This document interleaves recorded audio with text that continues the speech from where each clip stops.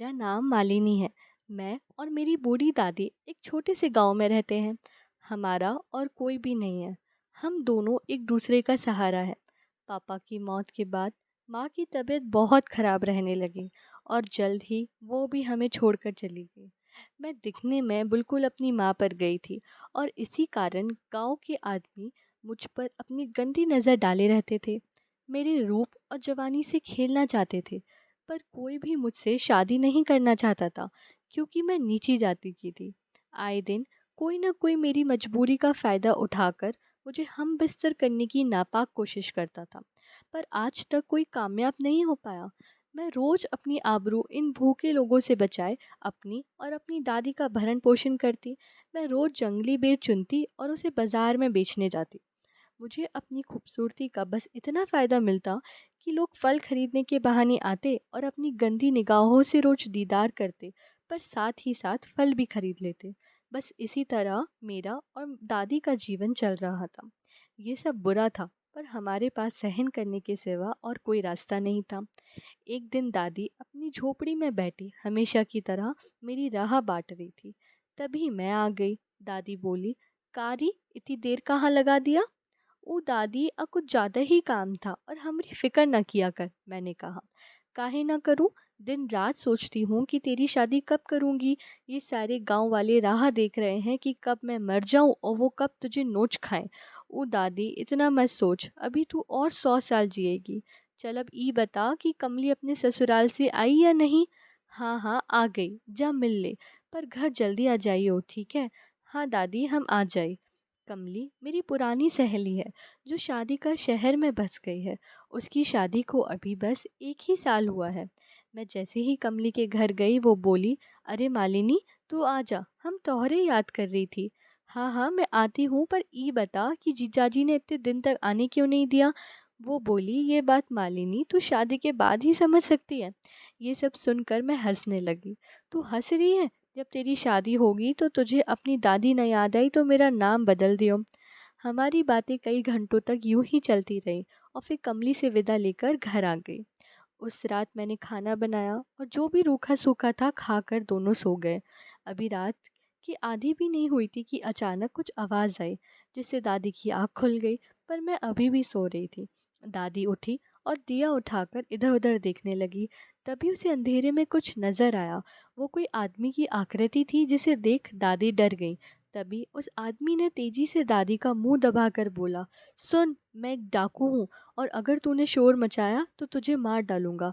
राजा के सिपाही मुझे ढूंढ रहे हैं और अगर उन्होंने मुझे पकड़ लिया तो फांसी पर चढ़ा देंगे। ये सब सुन दादी शांत हो गई। ये देख डाकू ने भी अपना हाथ उनके मुंह से हटा लिया और कोने में जाकर बैठ गया। दादी बोली, बेटा, मेरे जैसी बूढ़ी के पास क्या है जो तू मुझे लूटने आया है? ये सुन डाकू बोला कि राजा के हाथ लगा तो वो मुझे मार देगा, इसलिए मैं भागा भागा फिर रहा हूँ और अब मैं थक चुका हूँ भागते भागते, ना जाने कब मारा जाऊं। तभी डाकू की नज़र दूसरी तरफ गई, जहाँ मैं सो रही थी। मेरा रूप देखकर डाकू का मन और दिल दोनों मचल उठा। उसने सुनहरे सपने नजर आने लगे। उसके मन से मौत का डर निकल गया। उसने मेरी ओर इशारा कर दादी से पूछा, वो कौन है? दादी कुछ सोच कर बोली, वो मेरी पोती मालिनी है। डाकू कुछ देर सोचकर बोला, मुझे तुम्हारी पोती से शादी करनी है। ये सुनकर दादी के होश उड़ गए और वो रोने लगी कि हमें छोड़ दो, हमने तुम्हारा क्या बिगाड़ा है, मेरी पोती को छोड़ दो। तुम कब मर जाओ कौन जाने, क्यों मेरी पोती की जिंदगी खराब करना चाहते हो? कुछ देर तक शांति सी छा गई। डाकू बोला, मैं जानता हूँ कि मैं मरने वाला हूँ, पर मैं मरने से पहले अपने दिल की सभी इच्छाएं पूरी करना चाहता हूँ। यही कारण है कि मैं तेरी पोती से शादी करना चाहता हूँ। तभी दादी रोते रोते बोली कि अगर मैंने अपनी पोती की शादी तुझसे कर दी तो लोग तेरे मरने के बाद मेरी पोती की जिंदगी नर्क बना देंगे, तो फिर उसका क्या होगा? और ये बोलते बोलते वो रोने लगी। डाकू कुछ देर सोचकर बोला, अगर किसी को मालूम होगा तब ना, हम आज ही रात को शादी कर लेंगे और मैंने आज तक जितनी भी दौलत लूटी है मैं तुम दोनों को दे दूंगा। ना किसी को पता चलेगा और तुम उस दौलत से अपनी सारी ज़िंदगी मज़े से गुजार सकती हो। सोच लो, एक रात में इतनी दौलत तुम्हें कभी भी नहीं मिलेगी और कल होते ही मैं मारा जाऊंगा। किसी को पता भी नहीं चलेगा कि हमारे बीच क्या हुआ। दादी सोच में पड़ गईं कि एक ही रात में मेरी पोती दुल्हन भी बनेगी और विधवा भी, और ऊपर से इतनी सारी दौलत, और किसी को कानो कान खबर भी नहीं होगी। फिर किसी दूसरे गांव में जाकर अपनी पोती की शादी कर दूंगी। एक लंबी सांस के बाद दादी बोली, मुझे मंजूर है, पर मुझे पहले दौलत चाहिए, फिर होगी शादी। डाकू मान गया और 2 घंटे बाद काली मंदिर में आने को बोला और वहां से भाग गया। मेरी नींद पहले ही खुल चुकी थी और मैंने डाकू और दादी की सारी बातें सुनी। मैंने डर की वजह से शोर नहीं किया, पर यह बात दादी को नहीं पता थी, तो वो मेरे पास आई और मुझे जगाने लगी। उन्होंने मुझे सारी बातें फिर दोहराई। मैं जोर जोर से रोने लगी। दादी ने मुझे अपनी कसम देके कहा कि अगर मैं ये शादी नहीं करूँगी तो वो अपनी जान ले लेगी। ये सुनकर मैं बहुत डर गई और शादी के लिए मान गई। उसी वक्त दादी और मैं अंधेरी रात में काली मंदिर की ओर चल दिए। डाकू पहले से ही सारा इंतजाम करके बैठा था। जल्द ही शादी शुरू हो गई। डाकू ने सोने से भरी गठरी दादी को दे दी और दादी ने मेरा हाथ डाकू को सौंप दिया। जब शादी की सभी रस्में खत्म हो गई तो डाकू मुझे अपने साथ ले जाने लगा और कहा कि सुबह होने से पहले इसे काली मंदिर ले आऊँगा। मैं बहुत डर रही थी, पर अब मैं एक डाकू की पत्नी बन चुकी थी। दादी ने दोनों को जाने दिया और सोने से भरी गठरी लेकर मंदिर में बैठ गई। मैं काफ़ी डरी हुई थी कि न जाने अब क्या होगा, ये डाकू न जाने मेरे साथ क्या-क्या करेगा। मैं सोच ही रही थी कि दोनों एक खंडर के सामने आ गए। डाकू ने घास का बिस्तर बना दिया और लकड़ियाँ इकट्ठी करके आग जला दी और मुझे घोड़े से उठाकर घास पर फेंक दिया और उसकी ललचाई नज़रों से देखने लगा। उसने पहले मेरे पैर पकड़ लिए और उन्हें चूमने लगा। तभी मैं बोली कि आज हमारी सुहागरात है और मैंने आपको दूध भी नहीं पिलाया। ये सुनकर डाकू हंसने लगा और बोला, बस इतनी सी बात, मेरे पास दूध तो नहीं है पर शराब बहुत है, अभी लाता हूँ। और डाकू अपने घोड़े से बंधी एक सुराही ले आया जिसमें शराबी थी और उसे मेरे पास रख दी और बोला, निकालो और पिला दो मुझे, पर जल्दी करो, आज मैं तुम्हारी जवानी की किताब थोड़ा करीब से पढ़ना चाहता हूँ।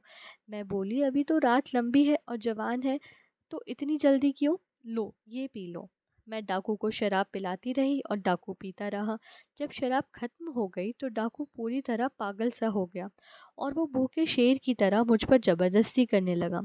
उसी वक्त देखते देखते तभी अचानक डाकू की आंखों के आगे अंधेरा छाने लगा और वो जमीन पर गिर गया और उसके मुख से आने लगा और वो मर गया। मैंने उसकी लाश को उठाकर घोड़े पर डाला और काली मंदिर की ओर चल दी। जल्द ही मैं मंदिर पहुंच गई जहां दादी इंतज़ार कर रही थी। दादी समझ गई थी कि उसकी चाल कामयाब हो गई और जो जहर उसने मालिनी को दिया था वो उसने उस डाकू को पिला दिया। जल्द ही सुबह हो गई और मंदिर में लोग आने लगे, पर जब सबकी नज़र डाकू की लाश पर गई तो पूरे गांव में खबर फैल गई कि डाकू की लाश मंदिर में पाई गई है।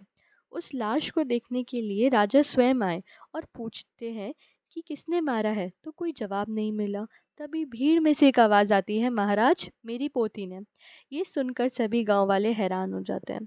राजा हम दोनों को आगे बुलाते हैं और सारा हाल बयान करने को कहते हैं। तो दादी बोलती हैं, महाराज मैं और मेरी पोती सुबह मंदिर में आए तो इस डाकू ने हम पर हमला कर दिया और मेरी पोती डरी नहीं और काली माँ का त्रिशूल लेकर इसने सीने में उतार दिया। ये सुनकर राजा बहुत खुश हुए और मुझे बधाई दी। साथ ही साथ उससे विवाह का प्रस्ताव भी रखा जिसे मैंने स्वीकार कर लिया। जल्द ही मेरी शादी राजा से हो गई और खुशी खुशी अपनी दादी के साथ रहने लगी। किसी को कभी पता भी नहीं चला कि उस रात क्या हुआ। ये राज तो सिर्फ वो एक रात की जहरीली दुल्हन ही जानती थी। इस तरह हमारा जीवन संवर गया। हम खुशी खुशी महल में रहने लगे। मुझे अब डाकू का डर नहीं मुझे अब डर नहीं मुझे अब डर कर नहीं रहना पड़ता था। वो एक दिन का डाकू हमें हमारी ज़िंदगी दे गया। Thank you. Like share subscribe.